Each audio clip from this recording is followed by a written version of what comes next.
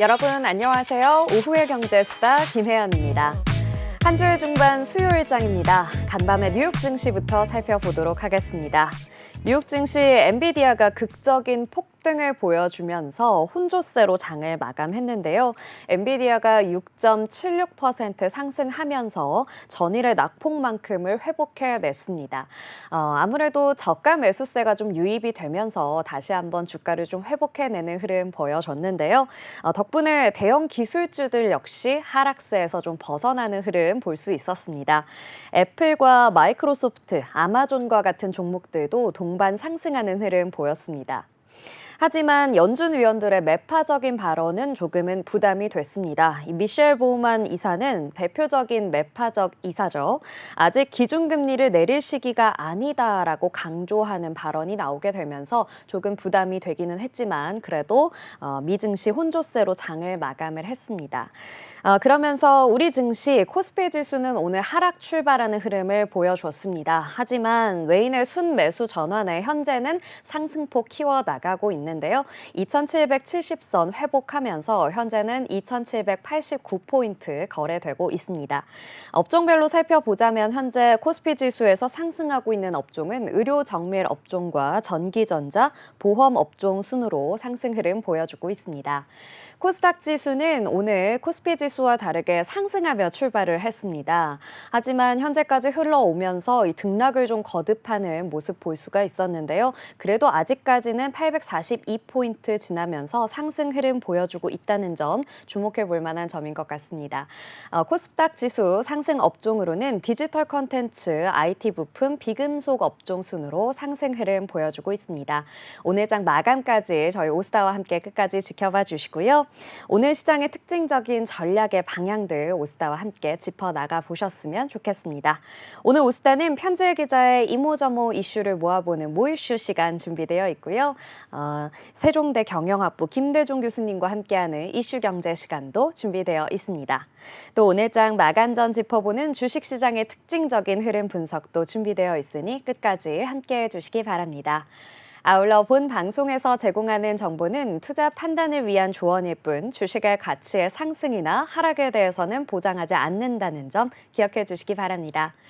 그럼 현재 이 시각 증시 흐름 먼저 살펴보고 오겠습니다. 권희영 캐스터 나와주세요. 네, 오후의 경제수다 시황센터 권희영입니다. 미국발 악재에도 잘 버텨줬던 우리 시장 조금 더 회복세 보여주기를 바라는 마음인데요. 오늘 우리 양시장 지수 흐름은 조금 상반된 모습 보였습니다. 먼저 기관의 매도세에 이 하락 출발, 어제보다 하락 출발했던 코스피 지수 장중에 상승 전환 보여줬습니다.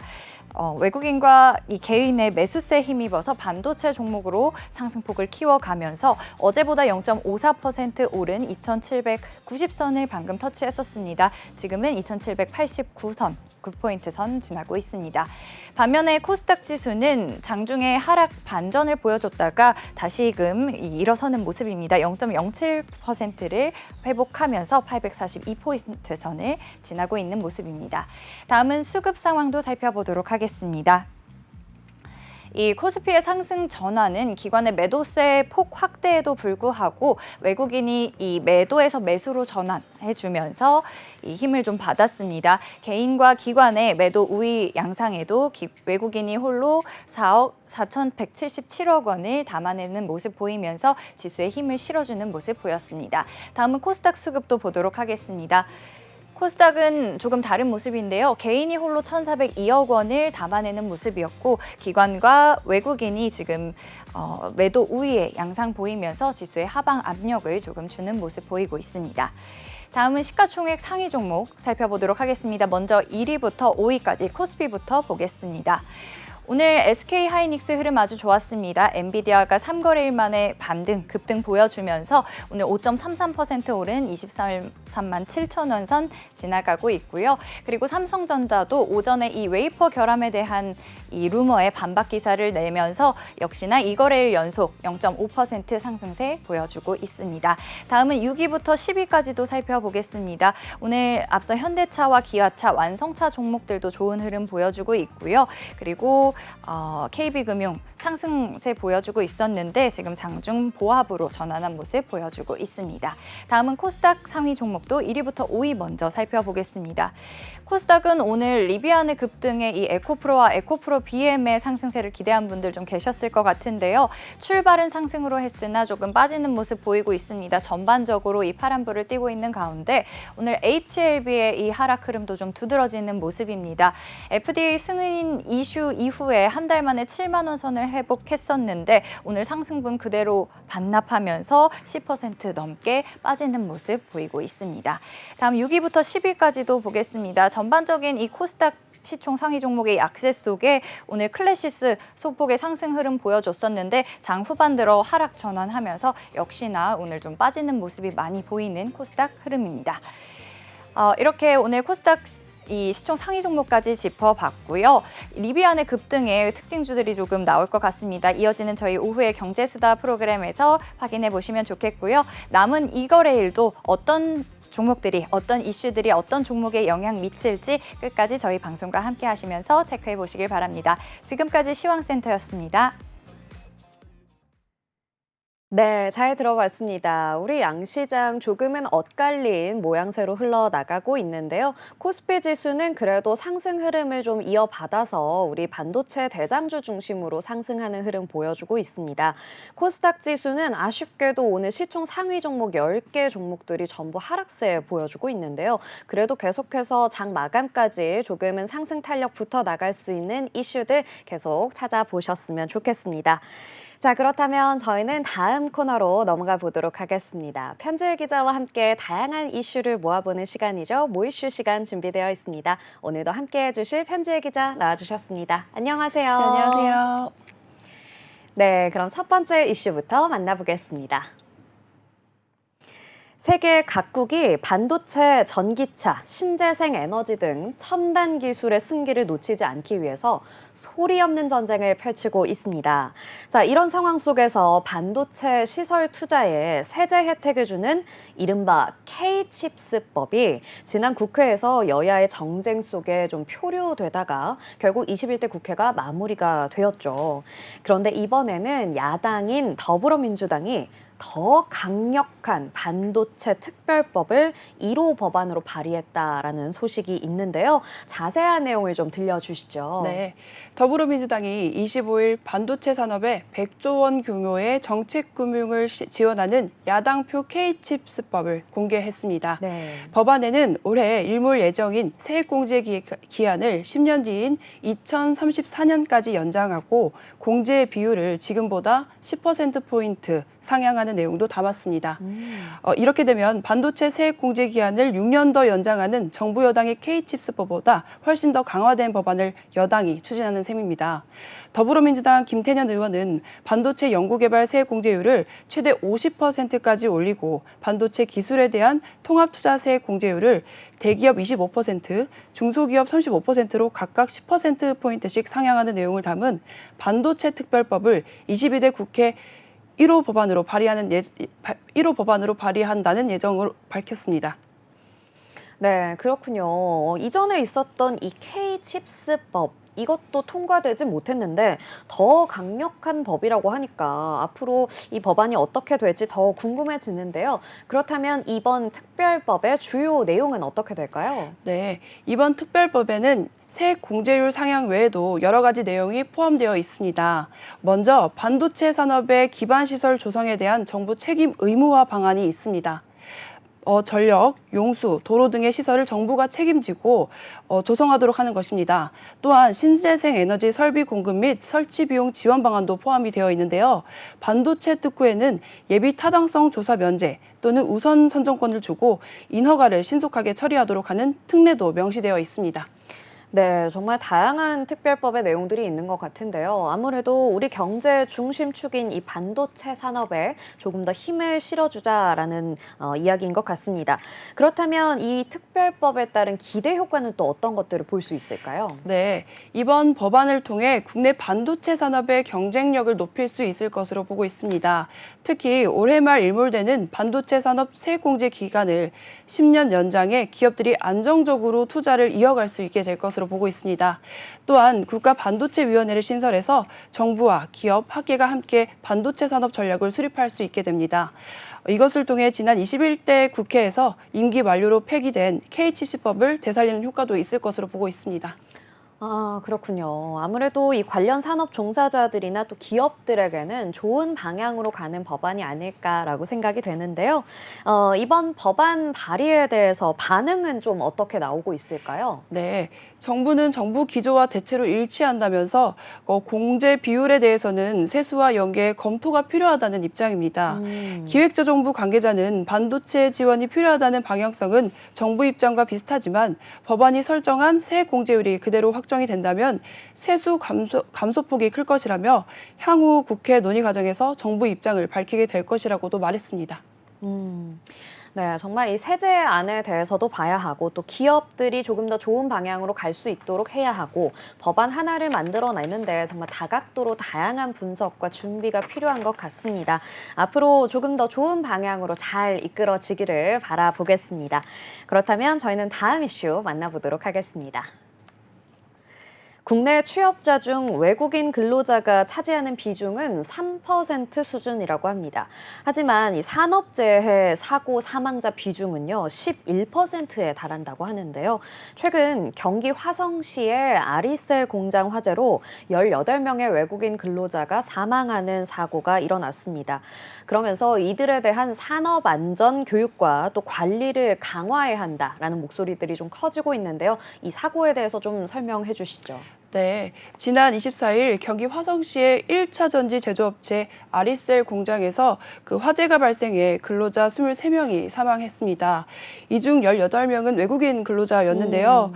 이것은 단일 사고로 가장 많은 외국인 근로자가 목숨을 잃은 참사였습니다. 사망한 근로자 중 17명은 중국인이었고 1명은 라오스인이었다고 전해졌습니다.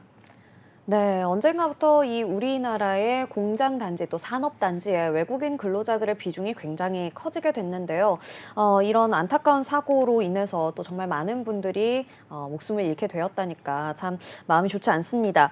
그런데 이렇게 많은 외국인 근로자분들, 이 산업재해 비중이 꽤나 높아요. 이렇게 외국인 근로자분들의 재해 비중이 높은 이유가 따로 있을까요? 네, 국내에 취업한 외국인 근로자 수는 92만 3천 명으로 전체의 3% 수준이지만 산업재해 사망자 비중은 11%에 달했습니다. 대부분 고위험군 일자리에는 한국인보다 외국인 근로자들이 많았기 때문이었는데요. 김희상 국민의힘 의원에 따르면 2022년 전체 산업재해 사고 사망자 중 외국인 근로자는 9%였지만 올해는 11%로 증가했다고 합니다. 네, 고위험군 일자리에 외국인 근로자들이 많다라는 대목이 참 마음이 아픈데요. 이렇게 좀 외국인 근로자분들 중에 사고 사망자가 점점 늘어나고 있다라는 소식은 아무래도 우리가 이런 부분들을 더 잘 대비해야 하지 않을까라고 생각이 됩니다. 정부와 전문가들 역시나 그런 생각들을 하고 있을 텐데 어떻게 좀 대책을 제안하고 있는지 궁금하네요. 네, 정부는 산업 현장의 인력 부족을 해소하기 위해 비전문 취업 비자를 발급하는 고용허가제 외국인 근로자를 올해 16만 5천 명 이상 들어올 계획이라고 밝혔습니다. 전문가들은 외국인 근로자에 대한 산업안전보건 정책을 전면 개편해야 한다고 지적하고 있습니다. 저출생 고령화로 인한 외국인 근로자 의존도가 갈수록 높아지는 상황에서 제조업 경쟁력을 위해서라도 필요한 조치라고 보고 있습니다. 네, 정말 이 외국인 근로자들의 비중이 많아지면 많아질수록 관련된 법안과 또 관리 감독 역시나 잘 정비가 돼야겠다라는 생각이 듭니다. 안전 대책들이 좀 강화가 되어서 이 산업 현장에서의 불행한 사고들이 더 이상 많아지지 않도록 기원하겠습니다. 자, 그럼 저희는 마지막 이슈 만나보겠습니다.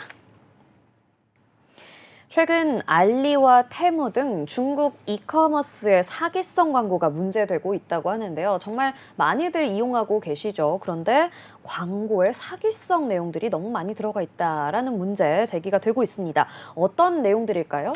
네, 그렇습니다. 시청자 여러분들께서도 최근 닌텐도 스위치를 원에 준다던가 룰렛을 돌리면 26만 원을 준다 이런 광고를 보신 적 있으셨을 네네. 텐데요. 실제로 들어가 보면 수십 명의 신규 회원을 가입시켜야 한다던가 아니면 선착순 한 명만 혜택을 받을 수 있어 사실상 허위 광고에 속하고 있습니다. 많은 소비자들이 낚시에 걸려든 셈이죠. 이런 알리와 테무의 기만적인 마케팅에 소비자들이 불만을 토로하고 있다고 합니다. 네, 맞습니다. 요즘에 정말 많이 광고를 하게 되는 걸 저도 본 적이 있는데, 이게 진짠가 싶을 정도로 정말 파격적인 혜택을 보여주고 있더라고요. 이런 것들이 정말 너무 많이 나오게 되다 보니까 역시나 의혹에 대해서도 더 많이 커지고 있는 것 같은데, 테무뿐만 아니라 알리에도 이런 비슷한 문제들이 많아지고 있다고요. 네, 맞습니다. 알리는 VIP 멤버십을 30일 무료 체험할 수 있다고 광고했지만 실제로는 1년 회비가 즉각 결제되는 사례가 또 있었습니다. 한 소비자는 무료 체험을 클릭을 했는데 19.9달러가 결제가 되었다고 합니다. 또 쿠팡의 상품 이미지를 도용해서 쿠팡에서 수입했어요 라는 문구를 사용한 사례도 적발됐었는데요. 이처럼 허위 광고와 소비자 빈번이 일어나고 있었습니다. 쿠팡에서 수입했어요라는 문구는 정말 참신한 또 광고가 아닌가 싶습니다. 정말 이 허위 광고 그리고 소비자들을 기만하는 광고들 너무나 많아졌다라는 느낌이 드는데요. 굉장히 심각한 문제라고 보여집니다. 소비자 여러분들은 역시나 반응이 좋지 않을 것 같은데 어떤 반응들 좀 나오고 있나요? 네, 소비자들은 계속해서 불만을 제기하고 있는 상황입니다. 유튜브 등을 통해서 노트북이나 최신 스마트폰 등의 고가 제품을 저렴하게 판매한다고 해서 앱을 설치를 했지만 실제로는 노트북 케이스나 저가의 액세서리 제품이 판매가 되는 경우가 많았다고 합니다. 그렇군요. 이게 실제로 노트북을 판매한다라고 해서 들어가 봤더니 액세서리를 판매한다라고 하면 정말 이건 사기 광고라고 볼 수가 있겠네요. 이런 사태에 대해서 공정거래위원회에서도 좀 대책 마련에 나섰다고 들었습니다. 네, 공정거래위원회는 알리와 테무의 전자상거래 위반 행위를 조사 중에 있습니다. 알리는 거짓 정가 표시와 할인 광고, 그리고 테무는 제한 시간 내 앱 설치를 유도하는 쿠폰 광고, 친구 초대 조건의 선물 광고 등이 조사 대상이라고 합니다. 한기정 공정거래위원장은 이 조사를 오는 3분기 중 마무리할 계획이라고 밝혔습니다. 네, 정말 알리와 테무 같은 이커머스 사이트들이 점점 더 커지고 있는 만큼 그리고 이용자들이 많아지고 있는 만큼 이런 피해에 대한 대비도 반드시 되어야 되겠습니다. 소비자들이 더 이상 피해를 입지 않도록 더 철저한 조사가 이루어지길 바랍니다. 자, 이렇게 해서 오늘도 3가지 이슈 모두 만나봤습니다. 함께해 주신 편지혜 기자 고생 많으셨습니다. 감사합니다.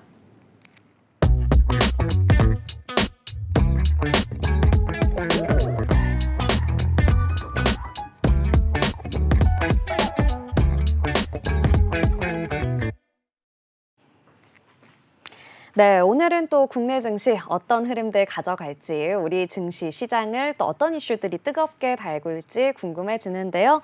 오늘 함께 이야기해볼 주제는 바로 11월 미국 대선과 관련된 이야기입니다. 어느새 4개월여 앞으로 다가온 미국의 대선. 이 대선과 관련해서 어떤 후보가 당선되느냐에 따라 우리 시장뿐만 아니라 미국 시장에서도 어떤 종목들, 어떤 산업들이 또 수혜를 받을 것인가가 초미의 관심사가 되어가고 있는데요. 11월 미국 대선 이후에 이 산업 부문별로 주가가 크게 요동칠 것으로 전망을 하다 보니까 여기저기에서 이 공화당의 수혜주, 민주당의 수혜주와 같은 분석들이 터져 나오고 있습니다. 자, 미 대선 후보 중에서 민주당의 조 바이든 대통령과 공화당의 도널드 트럼프 전 대통령의 산업과 경제 정책 구상이 굉장히 크게 다르기 때문인데요. 우리 경제 역시 이에 따라서 좀 여파가 있지 않을까 하고 촉각을 곤두세우고 있는 상황입니다. 다음 주에는요, 이 조 바이든 대통령과 도널드 트럼프 전 대통령의 첫 TV 대선 토론회가 있습니다. 따로 어떤 준비물을 줄 수 없고 가지고 들어갈 수 없고 종이와 펜 그리고 물만 가지고 토론을 할 수 있다고 하는데요. 좀 연출력이 강한 연설과 또 이야기를 해왔던 도널드 트럼프 전 대통령이 이 토론회에서 어떻게 또 이야기를 할 것인가 같은 것들이 좀 관심을 받고 있다고 합니다.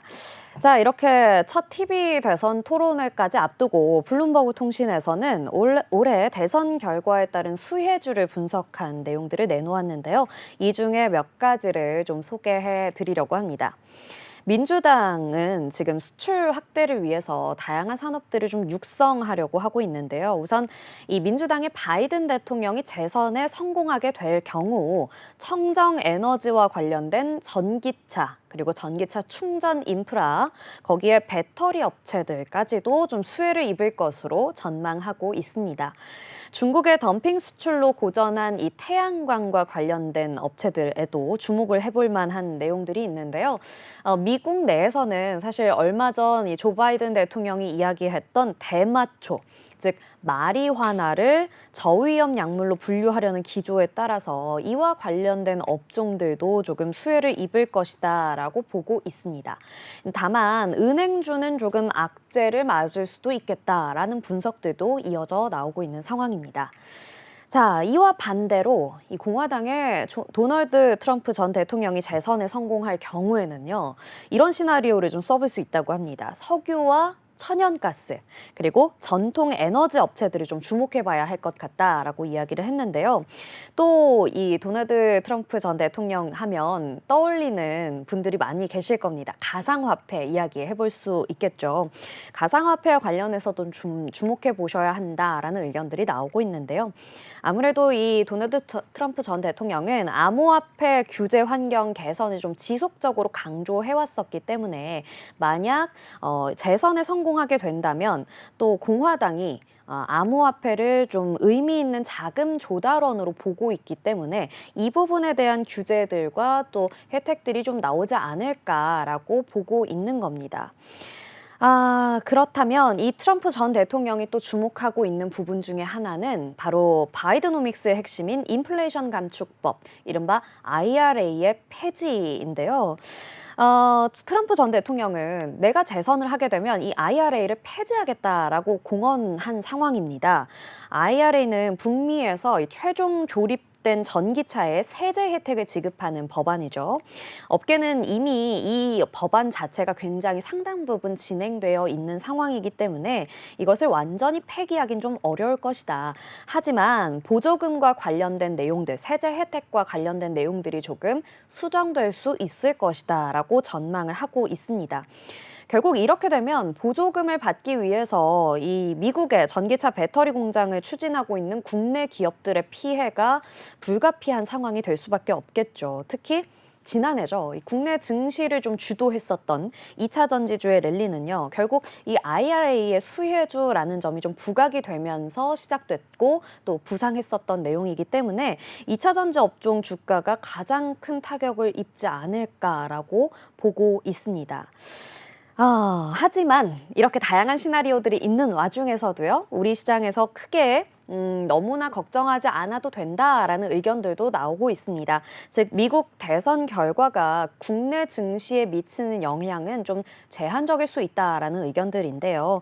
미국 내에서도 사실 아직 유권자들이 정확하게 결정을 내리지 못한 상황입니다. 지난 목요일 애틀랜타 여론조사에서는요, 두 후보가 초접전 양상을 보이기도 했다고 합니다.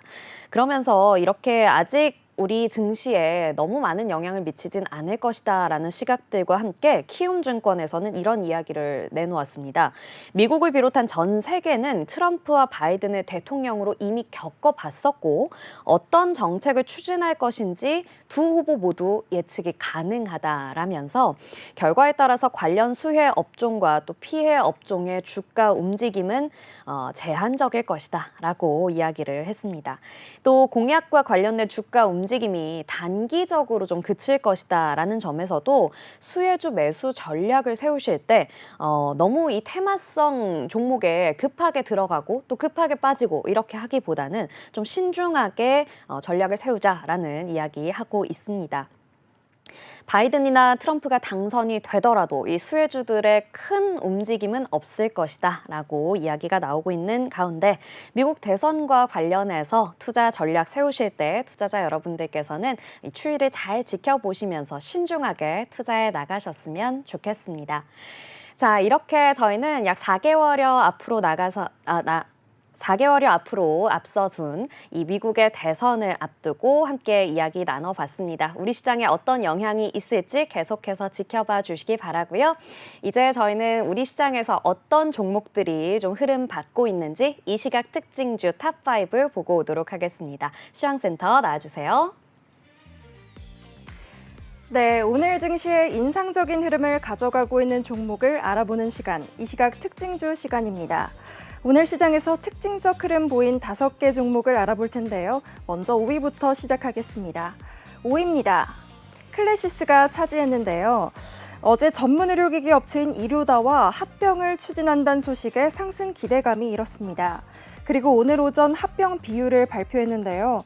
다올투자증권은 클래시스의 다소 우호적인 가격으로 합병 비율이 설정됐다고 설명했습니다. 장 초반 강세를 보였던 클래시스는 현재 약보합권인 51,700원을 지나가고 있는데요. 이번 합병이 호재로 해석되는 이유는 이루다의 잔여 지분을 낮은 가격으로 취득했기 때문입니다. 여기에 더해서 클래시스는 남미와 아시아, 이루다는 미국과 유럽을 중심으로 공략해온 만큼 상호 보완적인 지역 포트폴리오를 적극 활용하고 있습니다. 다올투자증권에 따르면 클래시스에 대해 합병 가격과 시너지 모두 합격이라며 목표가를 6만 원으로 상승했습니다. 전일 종가 기준으로 목표가 대비 15.6% 추가의 상승 여력이 있다고 분석을 내놓은 만큼 계속해서 지켜보실 필요가 있겠습니다. 다음은 4위입니다. 이어서 4위는 라이프 시멘틱스가 차지했습니다. 어제 상한가를 기록했던 종목이기도 한데요. 피부암을 감별하는 의료 AI 솔루션과 모발 밀도를 분석하는 AI 솔루션 두 가지가 식약처의 품목 허가를 획득했다는 소식에 상한가를 기록한 바 있습니다. 어제 열기가 아직 식지 않은 듯한데요. 장 초반 전일 대비 9% 넘게 상승하며 강세를 보였습니다. 하지만 차익 실현 매물이 출회된 탓일까요? 현재는 2% 내린 2,070원 선을 지나고 있습니다.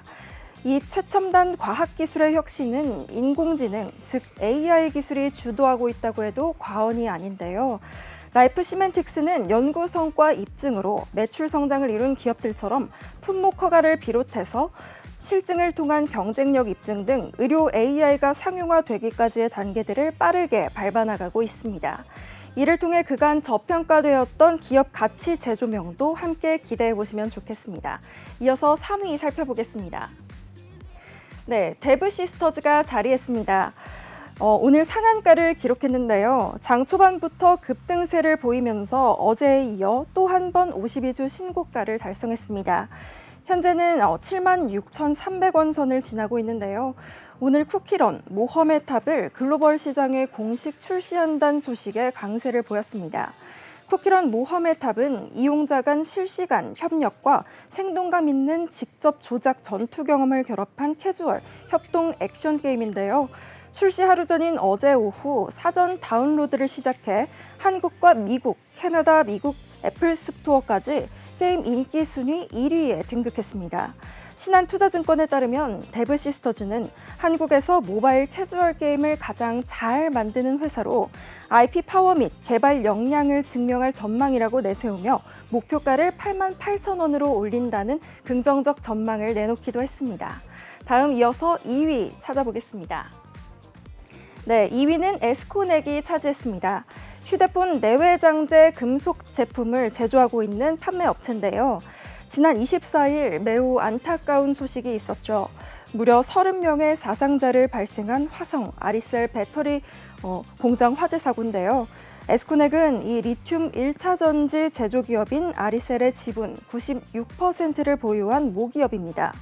이 영향으로 어제 주가가 급락하면서 최근 1년 내 최저가를 기록하기도 했는데요.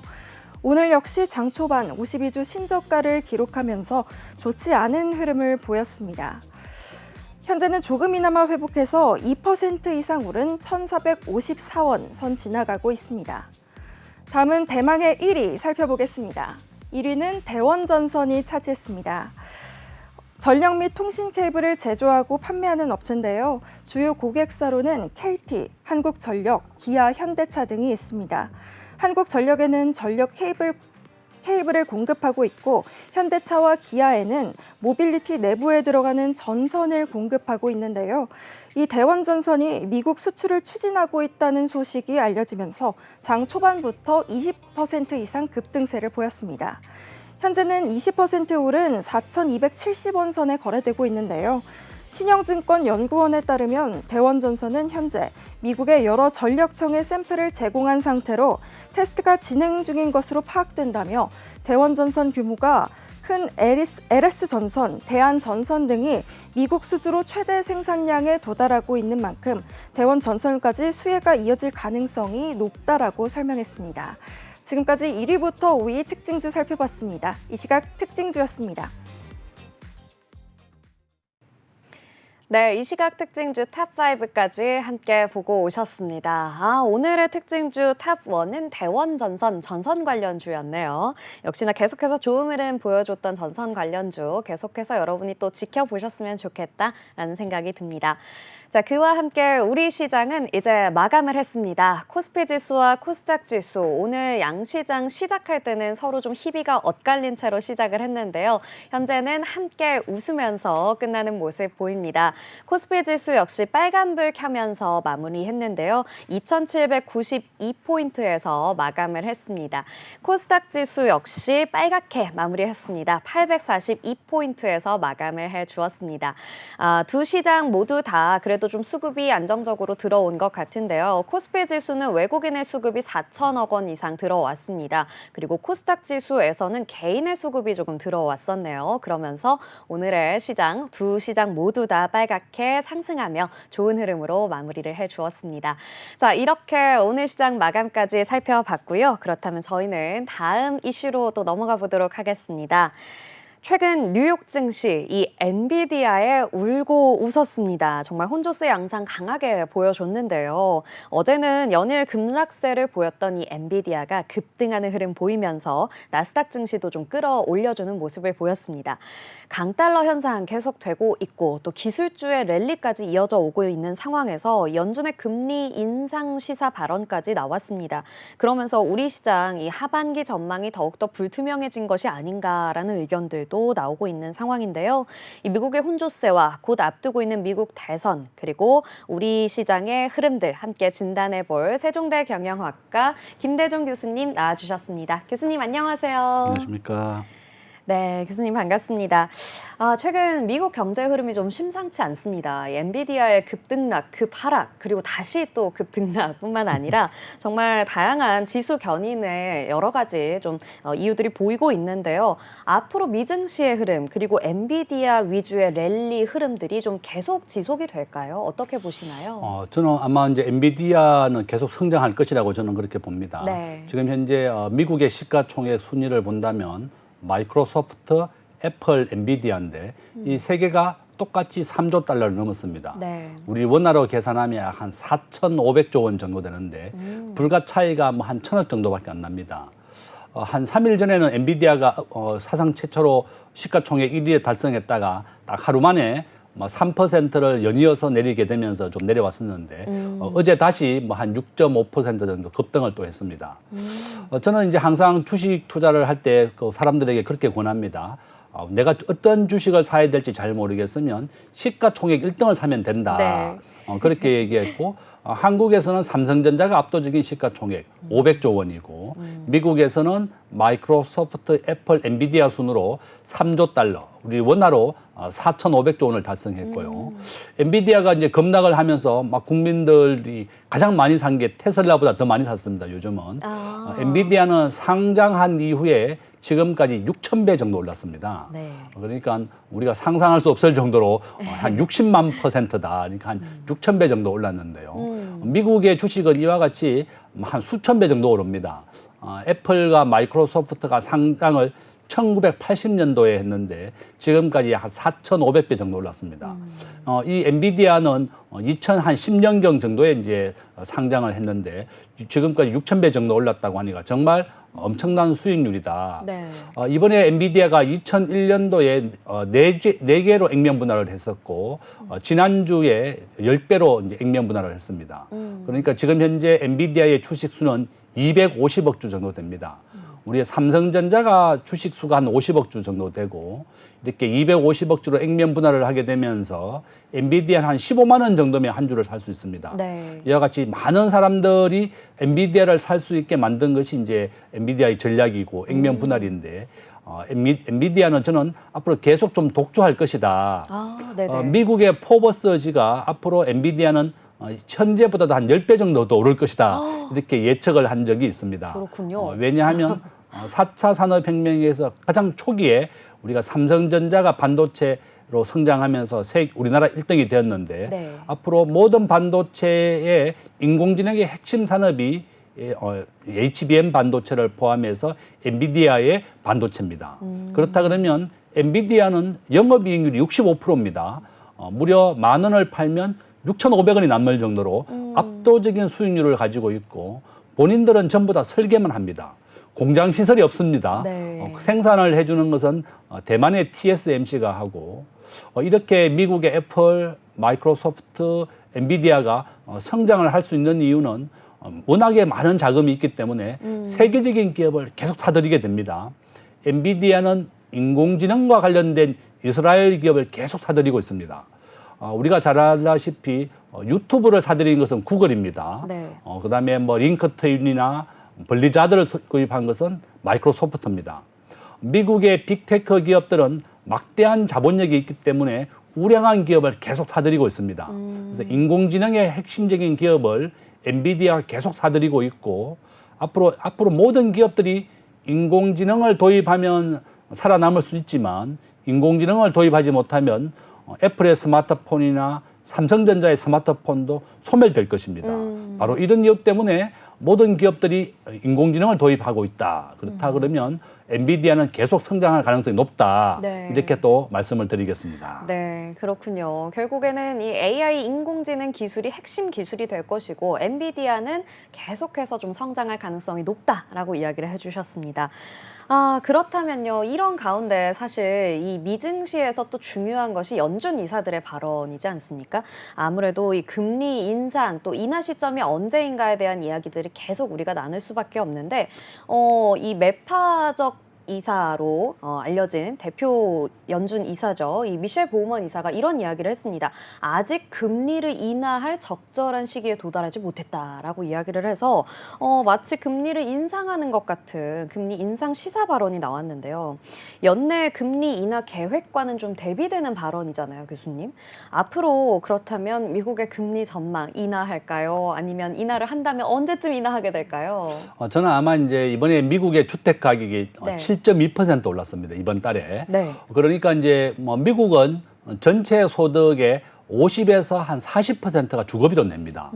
미국은 돈 벌어서 반 정도를 집세로 낸다. 이렇게 보시면 네. 되겠고 뉴욕의 월세가 한 300에서 500만 원 정도 됩니다. 아시다시피 미국은 전세라는 제도가 없고 월세만 있습니다.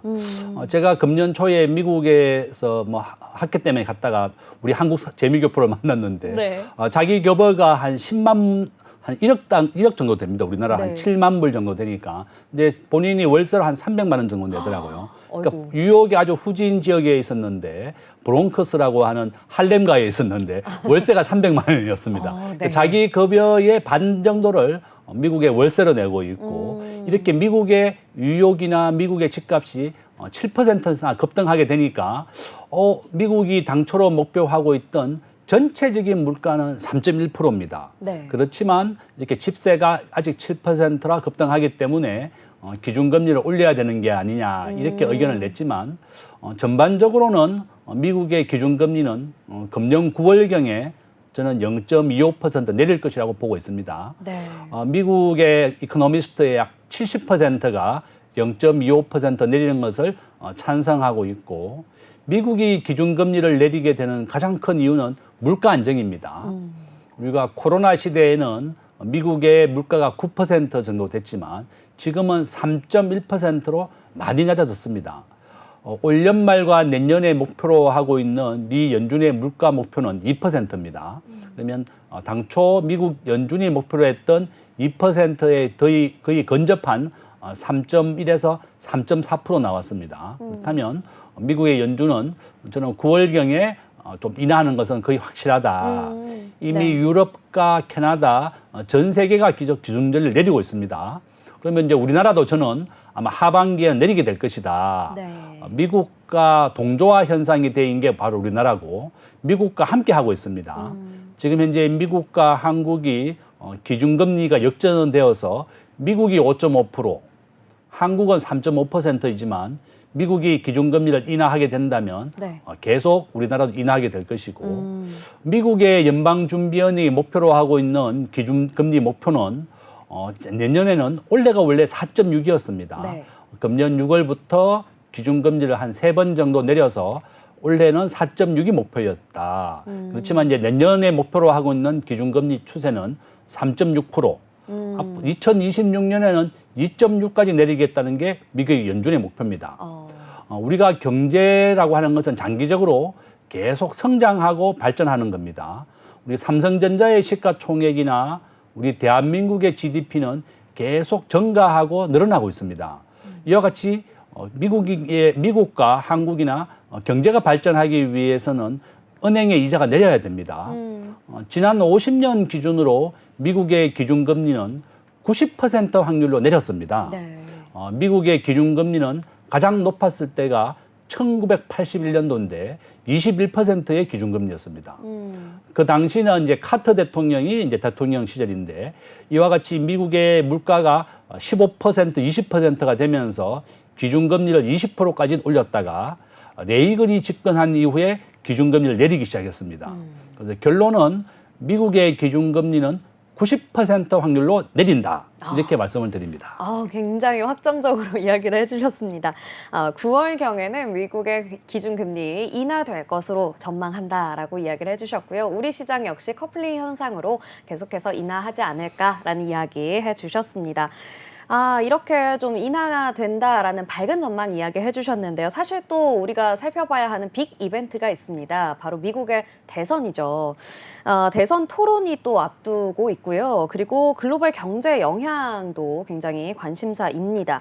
그런데 노벨 경제학자 수상자 16명이 이런 걸 내놓았다고 해요. 트럼프 대통령이 재선에 성공할 경우 인플레이션이 재점화될 수도 있다라고 공동 서한을 발표했다는 겁니다. 과연 이 도널드 트럼프 전 대통령이 재선에 성공하게 된다면 교수님, 우리 증시는 또 우리 경제는 어떻게 될까요? 어떻게 보고 계세요? 저는 아마 이제 우리나라에도 큰 영향을 줄 거라고 봅니다. 네. 우리나라에는 뭐 장점과 단점이 있다. 단점은 미국의 트럼프는 지금 현재 중국에서 무역 적자가 무려 한 5천조 원 정도 됩니다. 네. 지난 한 20년간 미국은 계속 적자만 봤었고 미국은 무역의 의존도가 20%밖에 안 됩니다. 네. 미국의 인구는 3억 3천만 명 정도 되는데 인구가 계속 증가하고 있습니다. 남미에서 많은 이민을 받아들이면서 미국 경제는 성장하고 있다. 트럼프가 당선이 되면 본인은 60%의 고관세를 올려서 중국 제품을 미국에 수입되는 것을 막겠다고 했거든요. 네. 그러면 미국에 판매되는 모든 물건 가격이 올라가게 되는 겁니다. 바로 이런 이유 때문에 미국의 트럼프가 대통령이 된다면 미국 국민들, 미국의 백인들의 중산층과 서민들은 트럼프를 90% 압도적으로 지지하고 있습니다. 왜냐하면 미국의 중산층이나 좀 어려운 사람들은 최저급여만 받습니다. 연봉 한 올 한 400만 원 정도 최저 생계비만 벌고 있고 부부가 맞벌이를 해야만 살아가고 있습니다. 네. 바로 이 이유 때문에 미국 우선주의, 미국이 다시 강한 나라가 되고 미국이 가장 우선시 돼야 된다는 것을 백인 중산층의 지지를 받기 때문에 트럼프가 당선될 가능성이 높아지고 있는 거고 아무리 경제학자들이 반대하더라도 국민들의 표를 받는 건 상관이 네. 없습니다. 바로 미국이 정상적인 국가가 돼야 한다고 하는 것이 바이든이고 노벨 경제학 수상자들의 목표다. 그렇지만 트럼프는 미국의 서민들과 중산층의 지지를 받고 있고 자국 우선주의. 그렇다면 우리나라는 무역 중심이라든지 무역을 확대하는 정책으로 나가야 됩니다. 네. 지금 트럼프는 본인이 대통령이 된다 그러면 지금 우크라이나 전쟁에서도 발을 빼겠다는 네. 입장입니다. 러시아와 우크라이나 전쟁에서도 현재의 상황에서 전쟁을 종식시키고 본인은 미국 중심으로 되겠다. 과거에 트럼프 대통령 때 바로 러시아가 일부를 우크라이나에서 영토를 할탈량받았습니다.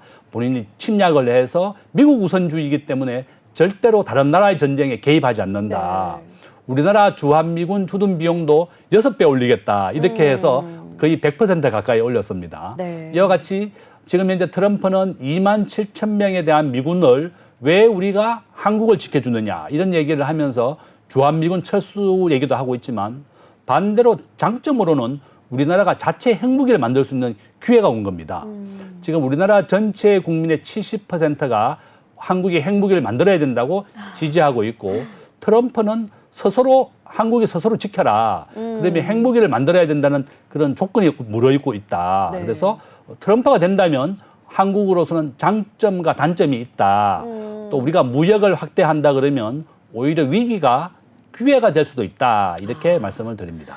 네, 아무래도 좀 자국 우선주의 정책을 펼치는 트럼프 대통령이 재선에 성공하게 된다면 장단점이 다 있겠지만 우리는 좀 무역을 확대하는 방향으로 가보자라고 이야기를 해주셨습니다. 사실 이렇게 도널드 트럼프 전 대통령이 미국에서 지지를 많이 받고 있다라고 이야기해 주셨지만 사실 바이든이 재선에 성공할 경우에는 또 다른 시나리오가 펼쳐지지 않겠습니까? 만약 교수님 그렇다면 이 조 바이든 대통령이 다시 또 재선에 성공하게 된다면 우리 증시는 또 어떻게 전망을 해 나가야 될까요? 바이든 대통령은 전기차라든지 친환경이라든지 현재의 경제 정책을 유지할 가능성이 높습니다. 바이든 대통령은 캘리포니아라든지 민주당 지지가 강한 세력에서 지지를 받았습니다. 네. 공화당은 동부에서 지지를 많이 받고 바이든은 캘리포니아에서 지지를 많이 받는데 테슬라를 포함해서 우리나라는 전기차 배터리 분야에서 세계 1위 정도 됩니다. 중국과 한국이 치열하게 경쟁을 벌이고 있지만 가장 안전한 배터리 분야는 우리 대한민국이다. 그러면 우리나라한테는 바이든 대통령이 되는 게 더 호재입니다. 네. 바이든은 정상적인 국가가 돼야 되고 미국 우선주의가 아니라 미국과 우방국, 대한민국, 한국, 뭐 일본, 호주 전부 다 우방국이 함께 잘 사는 나라를 만들자. 이것이 바이든 정책이고 트럼프는 미국 우선주의, 미국만 잘 살면 된다. 미국은 더 이상 세계의 분쟁에 휘말리지 않겠다. 이런 정책입니다. 네. 바로 바이든이 된다면 우리나라의 전기차 배터리 분야라든지 또 우리나라가 무역 의존도가 75%입니다. 세계에서 두 번째로 높은 나라인데 이와 같이 바이든이 되는 것이 우리나라는 교역과 무역 확대가 될 수 있는 그런 조건이다. 또 이렇게 말씀을 드릴 수 있습니다. 네, 아무래도 무역 의존도가 좀 높은 우리나라의 경우에는 조 바이든 대통령의 재선이 조금 더 유리한 상황이 될 수도 있겠다라고 전망을 해주셨습니다. 자, 이렇게 미증시에 대한 이야기를 쭉 살펴봤는데요. 사실 우리 국내 증시 이야기를 안 할 수가 없지 않습니까, 대표님? 지금 우리가 2,800선을 넘을 수도 있겠다라는 이야기가 얼마 전까지 있었는데요. 이제 더 올라섰습니다. 하반기 코스피가 3,200선도 가능하다라는 전망이 나오고 있는데요. 코스피 지수 상승을 위해서는 어떤 여건들이 좀 마련되어야 할지 짧게 부탁드립니다. 저는 우리나라의 최고의 수출 품목은 반도체, 석유화학, 자동차, 기계 이런 분야입니다. 우리나라의 삼성전자의 반도체, 용인 반도체 클러스터 300조를 투자하기로 했는데요. 전기와 물 문제 때문에 5년째 첫 삽을 못 두고 있습니다. 저는 정부가 기업하기 좋은 환경을 만들어준다. 이렇게 말만 하지 말고 법인세를 세계 평균 21%입니다. 지금 국회가 반대를 해서 지금 현재 인하를 못했는데 세계 평균으로 법인세를 좀 낮추고 상속세 60%인데 세계 평균은 20% 정도밖에 안 됩니다. 세계 평균으로 나누고 또 4차 산업혁명에 대한 규제가 너무 많습니다. 우리나라 우버, 에어비앤비 다 금지된 나라입니다. 네. 이런 4차 산업혁명에 대한 규제를 좀 완화해서 새로운 신산업이 한국에서 구산업과 신산업이 공존을 해야만 우리나라의 새로운 유니콘 기업이 탄생할 수 있습니다.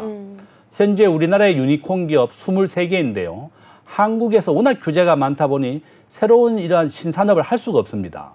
그래서 이와 같이 법인세를 좀 낮추고 규제를 완화해서 4차 산업혁명의 창업도 확대하고 지금 중국에 투자하려고 하는 많은 외국 기업들이 한국을 대체적으로 투자하려 하고 있습니다. 중국은 현재 관광객이 95% 급감을 했습니다. 우리가 기회다. 저는 정부가 기업하기 좋은 나라를 만들어야만 주가가 3,300선을 돌파할 수 있다. 이렇게 말씀을 드리겠습니다. 네, 잘 들어봤습니다. 우리 시장 3,200선까지 달려갈 수 있기를 저도 열심히 응원해 보도록 하겠습니다. 저희는 이렇게 우리 시장과 미증시 전망까지 함께 이야기 나눠봤습니다. 오늘 함께 해주신 세종대학교 경영학과 김대종 교수님 고맙습니다. 네, 오늘 저희가 준비한 오후의 경제수다 오스다는 여기까지입니다. 내일은 더 경제 이슈, 경제 시장에 가깝고 유익한 경제 이슈들 가지고 돌아오도록 하겠습니다. 저희 방송 다시 보기는 네이버와 유튜브를 통해서 가능하다는 점 기억해 주시기 바랍니다. 오늘 오후의 경제수다 여기서 마치도록 하겠습니다. 내일 오후 3시 오스다에서 다시 만나요. 안녕.